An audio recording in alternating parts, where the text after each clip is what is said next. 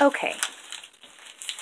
I thought that this would be important to say all over again. Take 2, actually.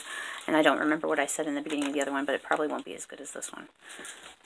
I'm just going to start reading like I usually want myself to do as soon as I start watching these fucked up things of me. Okay. I don't remember ever seeing this one or reading it with all of your other ones that you wrote to me, but clearly, now that I get into it, I realize you wrote this in high school. So.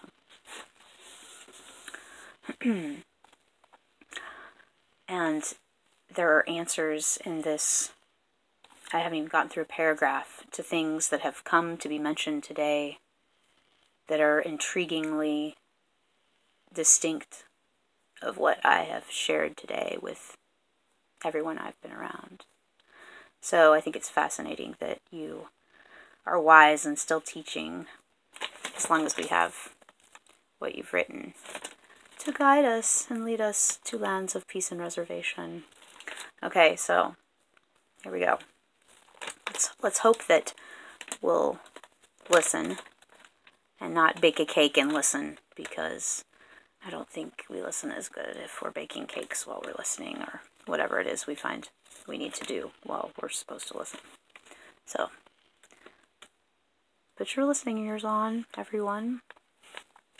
A story's beginning, consisting of a metaphor, is shackled to its ending, unraveling its strength, reveling in what is never to be understood. Questions in abundance, asked repeatedly one by one, for hours turning into days in a state of fear, for soon it will end, leaving you consumed with a lifetime of them. Questions unanswered only to result in knowing that they have gone unasked, that it would have been easier had they been. Typically, we tend to avoid the subject. I enjoy the relentless dreaming and graffiti teasing us along the aging brick walls of the confused teenager pushing away the assistance and guidance offered to them by great minds, such as yours. Each person portrays a poem of themselves, beautiful and directly to one another, assisting either themselves or the need of another metaphorically challenged person. Wonder who that would be. Metaphorically challenged, eh? You seem to be having no issues in the metaphorical area, so therefore people tend to avoid assisting you and continue to lead on that they take satisfaction in aiming slightly below the belt. Ouch. This is so fucking true. God, you are brilliant. Brilliant. My point stated, I return to my poetic moment and retract from the dangers of what can be said when writing a story or poem, depending on your preference. Preferably, I would have an end in sight for my own thoughts that seem to be a hook on a line, cast out into the world, catching the next thing to swim by in a sea of excitement, making no difference in the world. Defiantly rendering the captured light in the morning, yet set in by the darkening sky, blocking my mind. Unable to write for you, my frustration breeds a world's worth of anger, which is typical, and you tell me to relax for a moment. I think about the world around me, deciding that the authenticity of this world is not clearly shown in the American people. Though you are not perfect, you hold more sense than most, and I rely on your advice for my decisions. Training myself to change my lifestyle, I end each day with simple thoughts. Well, I think maybe you were listening a little bit more than you give yourself credit for. Or that I give you credit for. Just only because you don't listen the same as you used to. It's been many years though now, hasn't it? Like 10, 12, something like that. Okay, so I'd like to close with my fave. I think. Maybe I'll read all 3. I don't know. Ooh, I'm going to read all 4. Did you know? Did you know that when you envy someone, it's because you really like that person? Did you know that those who appear to be very strong in heart are really weak and most susceptible? Did you know that those who spend their time protecting others are the ones that really need someone to protect them? Did you know that the 3 most difficult things to say are I love you, sorry, and help me? The people who say these are actually in need of them or really feel them and are the ones you really need to treasure because they have said them. Did you know that people who occupy themselves by keeping others company or helping others are the ones that actually need your company and help? Did you know that those who dress in red are more confident in themselves? Did you know that those who dress in yellow are those that enjoy their beauty? Did you know that those who dress in black are those who want to be unnoticed and need your help and understanding? Did you know that when you help someone, the help is returned in 2 folds? Did you know that those who need more of you are those that don't mention it to you? Did you know that it's easier to say what you feel in writing than saying it to someone in the face? But did you know that it has more value when you say it to their face? In the flesh. Did you know that what is most difficult for you to say or do is much more valuable than anything that is valuable that you can buy with money? Did you know that if you ask for something in faith, your wishes are granted? Did you know that you can make your dreams come true, like falling in love, becoming rich, and staying healthy? If you ask for it by faith, and if you really knew, you'd be surprised by what you could do. Power of attraction. Law of attraction. Sorry, law. Law. Okay. Jodine. Usually when I would write to you, it would be more in story form, but maybe writing something different would be nice for a change. When you ask someone what they love most about you, they usually reply by saying they love everything about you. Well, I figured I would give you a few examples of yourself. I love the way when something upsets you, you cry so hard that it hurts me too. I love how when I'm angry, you break me down.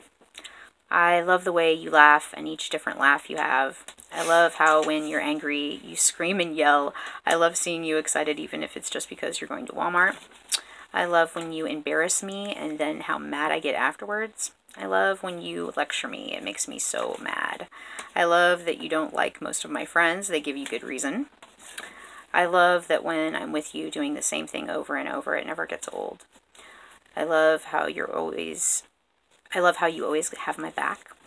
But what all this comes down to is I love you more than anything in the world, but what I love most about you is the way you love me. Okay, so this is my fave. I mean, they're all wonderful actually, but this one I always go to. Let's see how far I can get. The moral of a thoroughly thought out story means nothing to someone with a view from miles away. In order to understand the point, you have to listen and pay attention. Look them in the eyes because you love them, and accept the pain and grace that they will eventually inflict on you. Sometimes their story alone can inflict a pain so deep that you feel ultimately close to that person in every way.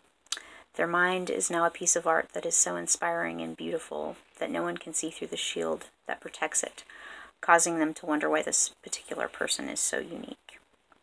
But only those who truly know this person can explain the beauty within. The distance between heart and soul is often perceived as miles away, but for this person they are tied in a knot so tight that no realistic or imaginary force could even begin to fringe the ropes that wrap them. Okay, this is where I always forget.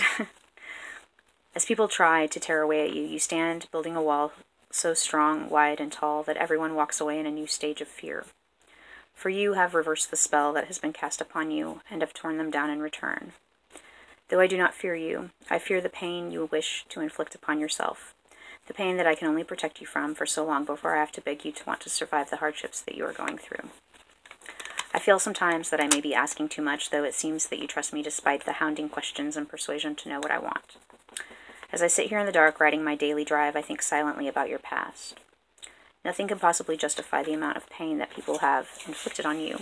And at some point there has to be something that can heal the scars that are glowing in the corner of my eye as I stand on guard, just waiting to take a bullet for you. As I wait, someone decides that I am too still, for I haven't let you leave my sight in ages.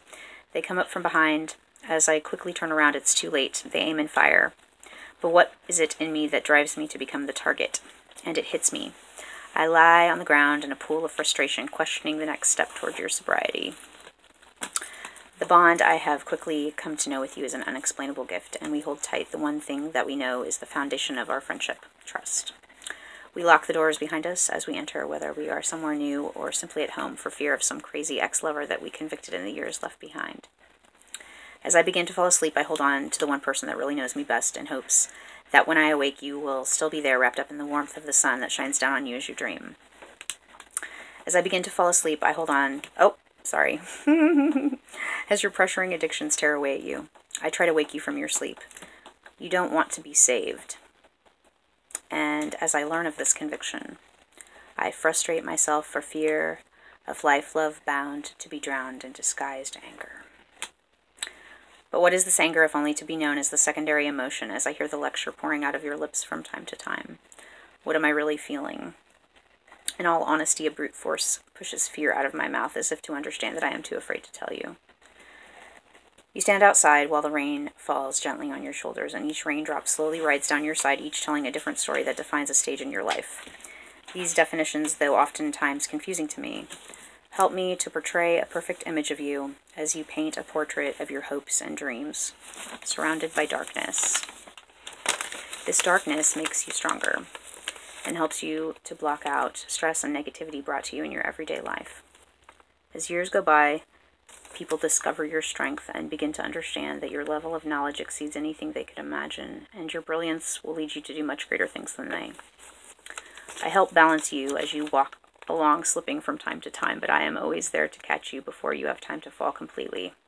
A constant guard at your side as family should be. As you tell me you love me, I repeat the phrase and crawl back into the shadows, watching you as you go about your way. You lie sound asleep in the dead of night. My heart tells me that something is wrong. I feel your heart beating against your chest, and I feel the calm and relax for a moment. Then I awake to the sound of footsteps headed towards your quiet and secure house, locked with deadbolts and steel bars, as we should all have a limit of safety. An abrasive pounding on the door wakes you, and I rush to your side, allowing you to answer the door. I tell you it is no longer safe, and you quickly reseal the outside from in and pretend that everything on the other side is non-existent. Isn't that great how I do that? Yeah. Make you do it too. Whoever you are. Throughout the days we spend quietly contemplating, an occasional knock on the door disrupts us. As they go about their way, we sit and recollect ourselves, writing a new song for each thought that passes through. These songs each have different meanings. Hopes, dreams, love, pain, hate, fear, peace, and each meaning owns a piece of heart, indefinable recognitions of memories lost in a silent storm of submissive transitions from hot to cold and back again, as we take the lead and guide our followers to new land of peace and reservation. No one seems to understand the way in which things are done, but why do they worry when in knowing that you and I are both safe when together? Fear nothing, for I will always be just a few steps behind you, letting you hold my hand and guide me through life, because you know you're the only person worthy enough of this role, taking me to places I did not expect to see in my life, but experienced with one of the only reliable people that God made. Though you may think you are not as reliable as I think you are, as a sister, then would I not be required to look up to you and follow in your footsteps? Only the bad mistakes I have learned from. Though you are only at the beginning of my story, you will introduce new ideas and thought bound for the greatest things in life for my personal knowledge. Though I have two sisters of my own, neither has given me the attention and friendship that you have throughout the time that I have known you, which may be the reason that I wrote this, though I'm not exactly sure. Take into consideration that without knowing you, the definition of what a sister, as you define yourself to me, would not be as clear as it is. I love you, Casey. I miss you terribly. So, I'm sorry I can't be included in your life and I could just come and see you whenever like you do me. That was a jab of guilt. Sorry. It's okay. I understand. Love you. Mwah. You're a sugar butt.